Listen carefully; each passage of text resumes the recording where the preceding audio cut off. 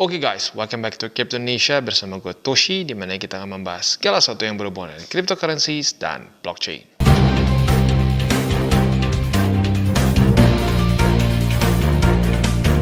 Dan sekarang kita kembali lagi ke meme coins. Ya, dalam 24 jam terakhir, overall market cap dari memes itu drop sebesar 3,56%. Lumayan besar ya. Dan lu bisa lihat ya rata-rata semua cenderung merah. Bahkan lebih besar dibandingkan dengan BTC. Nah, itu semua terjadi karena memang Bitcoin dominance lagi meningkat lagi ya. Karena balance sheet kita sudah bahas kemarin mulai ada penurunan lagi ya. Nah, jadi selama masih masa-masa QT ya jangan terlalu kaget. Kalau BTC koreksi, alts cenderung muntah darah. Begitu ya, termasuk juga memes ya. Memes itu termasuk alts, tapi alts yang bisa dibilang lebih tidak ada utility lah begitu ya. Nah, sebelum kita masuk, seperti biasa gue akan disclaimer dulu bahwa semua konten dari TCI bukanlah financial advice. Ini semua bentuknya adalah edukasi. Dan untuk meme coins ini, gua tidak bisa sarankan untuk para newbies ya. Apalagi untuk presale juga. Presale dan meme coins bukanlah untuk para newbie yang masih buta TA, buta fundamental gitu ya. Nggak cocok menurut gua. Kalau lu newbies, lebih baik fokus akumulasi BTC. Begitu, sambil pelan-pelan belajar mengenai alts, pelajari mengenai fundamental, pelajari apa resiko dari memes, apa resiko dari presale dan seterusnya. Begitu. Nah, nanti di cycle selanjutnya baru masuk. Begitu. Itu yang paling idealnya seperti itu ya. Dan sebenarnya lebih bagus lagi kalau buat lu yang sudah actually profit di market. Begitu. Jadi buat lu yang mungkin barang-barang dari 2022 nih, barang TCI itu kan udah untung berapa persen tuh. Kalau udah TP-TP sih harusnya udah berapa ratus persen. In theory seperti itu ya. Nah, buat lu yang sudah profit di situ, nah dari profitnya ini bisa lu alokasikan sedikit ke memes dan presale. Begitu. Nah, totalnya berapa? Totalnya untuk memes itu 10%. Tapi kalau lu mau presale juga, nah, itu maksimum 5%. Dan itu ngambil dari bagian si memes. Jadi kan ini misalkan portfolio 100 juta nih ya.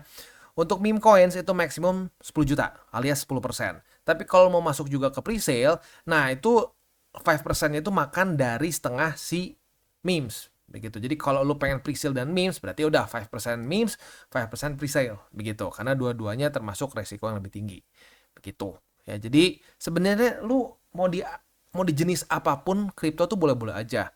Asalkan lu ngerti alokasinya. Jangan lu treat meme coin sama seperti BTC begitu ya. Kalau nggak kayak kemarin tuh ya, banyak yang kemakan dengan angan-angan yang berlebihan begitu ya. Jadinya waktu udah dapat profit pun nggak puas begitu. Nah, itu berantakan tuh udah kayak gitu ya. Jadi kita harus treatnya sesuai BTC, alts, memes. Begitu. Nggak bisa kita bermimpi di siang bolong, memes menjadi BTC gitu. Wah, itu nggak bisa ya. Oke, langsung aja kita bisa di sini ya, dalam 30 hari terakhir masih minus parah, rata-rata masih double digit semua minusnya ya. Nah, sekarang Trump bahkan udah masuk cukup lama sampai udah ya minus 55% ya. Kita bisa di sini si Trump tuh wah makin dalam ya.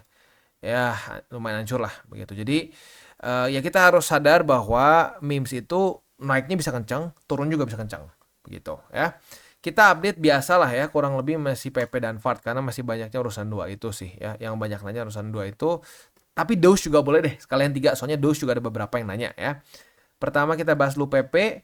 Untuk PP kita bisa di sini kemarin itu dia ngedam 5% setelah ke-reject oleh MA20. Ini udah kedua kalinya ke-reject nih ya dalam beberapa hari ke belakang. Jadi MA20-nya udah mulai ganas nih ya. Nah, untuk posisi futuresnya, apabila hari ini terjadi di tes kedua di MA20, kita bisa pertimbangkan untuk buka posisi short. Nah, posisi short kita ini target TP-nya boleh pertimbangkan di angka 0,000882 ya. Itu untuk posisi futures di PP. Untuk posisi spotnya di 0,000882 lalu di 0,000785 ya. Itu untuk posisi spot dan futures di PP. Untuk Fart coin sesuai dengan pembahasan kemarin ya, Fart udah jangan sentuh spot ya. Itu udah sejak dari sini nih.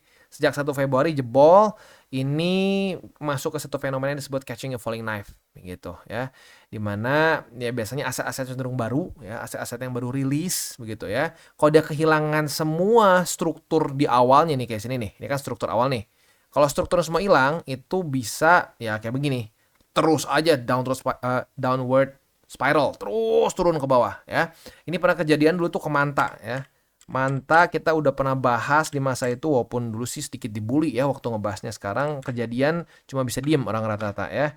USDT ya di sini. Nah, kita bisa lihat untuk Manta itu kejadian dari di masa-masa ini. Kita udah bahas bahwa Oke, ini udah pecah struktur ya. Ini catching a falling knife, hati-hati, stop, spot. Nah, dulu dimakiin, dulu dibully, wah, tau apa lo, ini bakal balik lagi, bakal balik lagi. Taunya apa yang terjadi? Terus lower low, lower high, lower low, lower high, lower low, lower high. Gitu. Nah, ya ini fenomena yang kalau gua sih nyebutnya ini sebagai catching a falling knife. Gitu. Karena lu udah nggak ada safety belt lagi nih, udah nggak ada support lagi di sini. Jadi dia akan dengan sangat gampang untuk turun sangat ekstrim. Begitu. Dan sekali lagi ini terjadi di VAR juga. Lu bisa lihat ya, kemarin kita bahas tuh masih di reject di sini nih. Di reject di tanggal 11 Februari, di reject di 0,6965 ya. Nah, faktanya sekarang dari pembahasan kita di situ, sekarang tuh dari week tertingginya itu udah minus sampai 55% lagi. Begitu. Kalau ke week terdalam itu minus 60%. Kalau lu tarik dari ujung, benar-benar ujung di sebulan lalu lah kurang lebih di Januari ya. Nah, kita bisa lihat minus 89%. Nah, ya jadi lagi-lagi kalau fart, spot, stop. Kita udah bahas stop dari sini. Ya, jangan akumulasi lagi. Menurut gua nggak worth it. Ya, kecuali kalau lu siap dengan resikonya, lu siap resiko bisa sampai kayak manta, monggo-monggo aja. Begitu. Ya, tapi kalau misalkan lu nggak mau, resiko sama sekali bisa terjadi kayak manta, mending jangan. Begitu. Karena kalau mau ngomong, bang masih ada nggak sih bang kemungkinan dia bangkit lagi? Nggak ada yang nggak mungkin. Ya, nggak ada yang nggak mungkin. Sama aja kayak misalkan lu ngomong, bang bisa nggak bang gue nikah sama misalkan siapa gitu, idol group apa, mungkin idol group Korea mana gitu bang, bisa nggak bang? Ya bisa aja, lu sama-sama manusia kan, sama-sama di bumi, tapi possibility-nya kecil banget kan, ya udah gitu aja ya. Oke, next posisi futures, sayangnya kemarin nggak ada setup ya karena nggak terjadi retest di 0,4213, so ya belum ada setup ya. Dan kemarin ini ngedamnya juga nggak main-main ya, 12,9%. Ini nih, yang rada serem dari memes yang masih kecil market cap-nya ya. Orang kepancing pump, nih pump 18%, begitu ngedam lagi. Gitu, jadi support jantung. Next, Dogecoin. Untuk Dogecoin dia menemukan support di MA200 ya, tepat sekali di MA200 dan sudah kebuka posisi long karena sudah terjadi retest 1, retest 2 di MA200 sebagai support. Nah, posisi long kita ini target TP-nya di EMA 20. Buat lo mau buka posisi long ini, target TP-nya sekali lagi di EMA 20. Posisi spot di EMA 200 dan juga di 0,22056 ya. Oke. Itu untuk si meme coin. Selanjutnya presale. Untuk presale ini sekali lagi gue ingatkan, bukan untuk orang-orang newbies yang masih buta, belum pernah ikutan. Ya, kalau mungkin baru pertama kali mau ikutan bisa. Tapi lo harus sadar dulu bahwa presale ini secara resiko signifikan lebih besar dibandingkan dengan sekedar memes. Memes udah resiko lebih tinggi ya. Ini even higher secara resiko. Tapi ya baik lagi, kalau dia udah listing dan ternyata hype-nya cukup, itu bisa ngebuknya pun ya lebih gila begitu. Jadi ya selalu lah ya, resiko lebih tinggi, maka profit pun bisa lebih besar. Ya, maka dari itu kalau gua cara paling enaknya adalah alokasi jangan kegedean gitu. Maksimum 5% di seluruh portfolio, dan itu bukan satu presale 5% ya. Semua presale lu maksimum 5% gitu ya. Nah, untuk cara beli sih seperti biasa lah, lu tinggal konekin wallet, lu pilih mau pakai wallet apa. Kalau biasa pakai MetaMask ya, gua pakai MetaMask aja. Lu tinggal konekin aja wallet tuh di sini, and then ya tinggal beli aja. Udah, tinggal lu mau beli pakai apa. Tapi kalau mau beli, gue sarankan lebih baik main pakai USDT. Kalau pakai ETH itu lu bingung sendiri ya, gue beli berapa ETH, waktu ETH berapa harganya, pusing kan. Udah kalau USDT lu tahu, oh gue beli misalkan $10, $20 dan seterusnya ya. Nah, untuk si Larva to the Moon ini ya benar-benar meme coin saja seperti yang kita bisa di sini. Dia disebutnya Mega IP meme coin ya. Walaupun gue bingung nih, IP-nya apakah ini sebelumnya karakter yang terkenal? Nggak tahu nih. Maybe ya, soalnya gue nggak terlalu ngikutin juga nih ya. Ya, mungkin ada karakter tertentu yang memang bentuknya seperti larva ini ya. Nah, selanjutnya untuk si larva ini sebenarnya project mereka itu akan ada kayak semacam kayak play to earn, karena di sini project itu akan mengoffer reward through games, lalu juga di sini ada AI chatbot begitu. Jadi mungkin kayak play to earn dan juga ada chatbot AI lah begitu ya. Nah, nanti di dalamnya tuh ya, dengan karakter-karakter si larva ini sendiri begitu. Nah, sisanya sih ini kayak biasa ya, cara untuk belinya kayak yang tadi gue udah jelaskan, lu harus punya MetaMask, lalu lu load si walletnya ya. Nah, lu tinggal mau pilih mau pakai apa begitu ya. Pastikan ada gas fee-nya gitu ya. Next, Larvanomics-nya atau tokenomics-nya ya. Kalau kita bisa di sini 7,5% liquidity, 7,5% marketing, 15% game rewards, 30% staking rewards, 40% pre-sale. Ya, sebenarnya kalau dibilang untuk ini yang dipegang tim devnya nggak terlalu gede sih ya. Dan dia juga udah di audit oleh CoinSalt dan juga Solid Proof ya. Nah, untuk si CoinSalt ini kita bisa lihat di sini ya, yang klasik-klasik cara-cara untuk ngerak pool nggak bisa dilakukan oleh tim devnya ini. Tapi ya baik lagi, walaupun ini benar mereka nggak bisa nge-mint, nggak bisa nge-blacklist, nggak bisa nge-honeypot dan seterusnya ya, bukan berarti pasti akan nge-pump, nggak bisa pikir seperti itu ya. Jangan sampai berpikir bahwa oh kalau sudah diaudit maka pasti akan talk chair nge-pump. Nggak, bukan. Audit ini sesuai dengan namanya, dia mengaudit si code-nya ada masalah nggak gitu. Nah, antara ngedam atau nge-pump ya itu tergantung dengan nanti di marketnya seperti apa. Dan kalau kita juga di sini untuk si solid proof-nya sebenarnya si skornya nggak terlalu bagus ya. Jadi ya ini ya lagi-lagi kalau gua sih ya gua langsung aja semuanya kita bahas ya. Bagusnya, jeleknya dan seterusnya. Tapi kalau kita di sini secara final words-nya sih yang ekstrim penting-pentingnya sih oke. Cuman satu yang sedikit rada deg-degan adalah ownership-nya belum di-renounce nih. Nah, itu mungkin itu yang bikin ekstra deg-degan. Nah, jadi mungkin sebelum lu mau misalkan kalau tertarik untuk coba invest di Silava to the Moon, pertimbangkan juga bahwa si ownership ini belum di-renounce. Itu aja ya. Next, untuk Larvanomics ini seperti yang gue bilang tadi ya, dibilang gede banget sih enggak oleh tim devnya, tapi gini, ini nggak ada vestingnya kalau gue perhatiin ya. Jadi nggak ada vesting untuk si presale-nya. Jadi saat dia rilis, maka orang-orang yang beli presale-nya semua bisa langsung jual.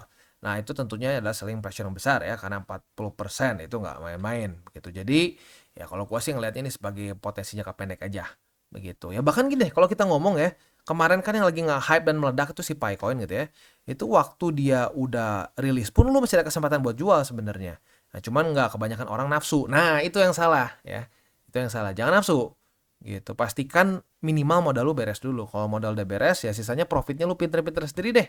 Kalau lu ngerasa ini bakal bisa lanjut naik ya lu pertahankan. Kalau enggak ya jual aja semua.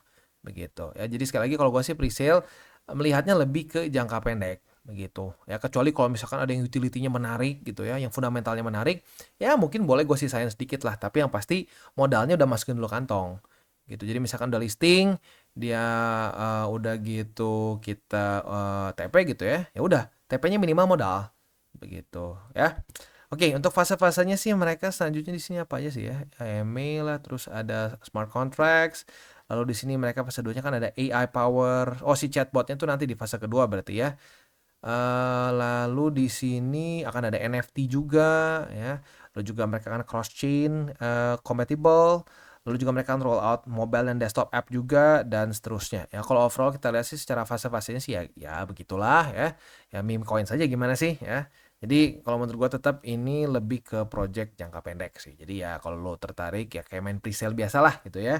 Lo masuk di awal, stage-stage awal, udah masuk listing, udah boom ya, udah boom, TP semua, cari lagi yang selanjutnya begitu ya, karena ya nggak ini kalau secara apa namanya utility-nya sih ya begitu-begitu aja begitu ya, jadi nggak ada yang terlalu spesial banget gitu.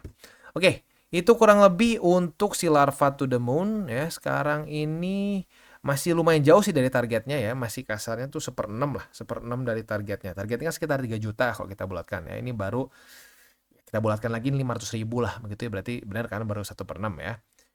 Jadi buat lo yang tertarik ya silakan bisa, tapi sekali lagi untuk para newbies nggak cocok ya, nggak cocok untuk para newbies.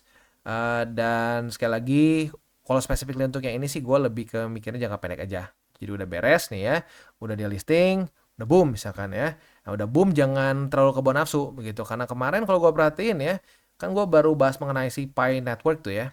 Banyak yang profit juga. Nah itu bagus, berarti artinya apa? Waktu udah listing lu realistis bahwa oke, ya ini utility-nya gitu-gitu aja. Ya udah berarti lu TP dan udah TP ya profit kan. Nah, itu nggak masalah.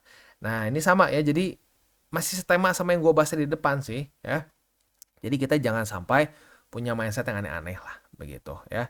Mindsetnya berpikir bahwa wah, oh ini tuh nanti bakal misalkan mengalahkan BTC, mengalahkan ETH gitu. Nah, itu udah nggak make sense begitu ya. Kalau kita udah nggak make sense dan target kita udah aneh-aneh gitu ya, ya itu ujung-ujungnya akan membuat kita jadi delusi, jadi halu. Nah, kalau udah halu itu adalah sasaran empuk. Begitu. Mirip kayak dulu lah ya. Dulu tuh ada kayak meme coins tuh ada kayak Buff Doge dan lain-lain. Itu dulu ngepumpnya gila. Orang semua udah pemikirannya aneh-aneh lah, bisa ngalahin BTC, lalu akan juga bersamaan ngalahin Ethereum dan seterusnya. Nah, udah kayak begitu udah jadi fanatik. Nah, kalau udah fanatik itu kacau biasanya ya. Kalau di memes tuh janganlah kita nikah sama memes atau nikah sama altcoin tertentu gitu ya. Kalau cuma mau nikah tuh sama BTC aja lah. Sama yang lain jangan nikah ya. Berpikirnya short term aja begitu ya. Oke, itu kurang lebih gambarannya untuk si Larva to the Moon. Sekali lagi untuk meme coins ya. eh ya ya inilah ya, kita harus sadar bahwa meme coins itu memang volatility-nya gila. Begitu, lu bandingkan sendirilah gitu ya. Ini nggak usah ngomongin sampai dari week tertinggi ya. Ini 30 hari ke belakang aja minusnya tuh udah rata-rata double digit semua dan udah puluhan. Di sini ada yang minus 55%, minus 34, 58, 66 dan seterusnya. Ada yang 70 nih bahkan nih. Oh, ini Fartcoin ya. Faktanya kalau sampai week tertingginya itu udah nyaris 90 ya. Ya jadi lagi-lagi ini akan sangat kontras dibandingkan dengan BTC yang sekarang udah setelah gonjang-ganjing aja ini masih baru minus sekitar ya 12 lah kalau kita bulatkan. Begitu. Nah, ini makanya kenapa gue bilang kita harus punya fondasi yang kuat. Nah, fondasi yang kuat itu adalah BTC. Makanya BTC antara 70% atau 60% dari porto kita. Begitu, sehingga nanti hasil spekulasi lu nih, beli memes, beli alts yang lain-lain, kalau sampai lu hilaf, lupa TP dan lain-lain, BTC ini menjadi safety belt kita, menjadi jangkar kita supaya kita nggak tenggelam. Begitu ya. Ya, buat yang sudah mencoba 70-30 udah banyak sekali orang yang bilang mantap bang, gue jadi tetap bisa ambil kesempatan altcoin, tetapi dengan resiko yang cenderung terjaga gitu. Mencoba untuk cari alts, cari memes, tapi dengan alokasi yang tepat, gue jadi nggak stres. Nah harusnya gitu kan, trading tuh jangan sampai stres, gitu. Investasi tuh jangan stres. Kalau udah stres, udah nggak bener gitu. Karena kalau udah stres tuh akan kebawa emosi. Kalau udah emosi, itu adalah alamat boncos paling mantap lah ya selain dari uang panas ya.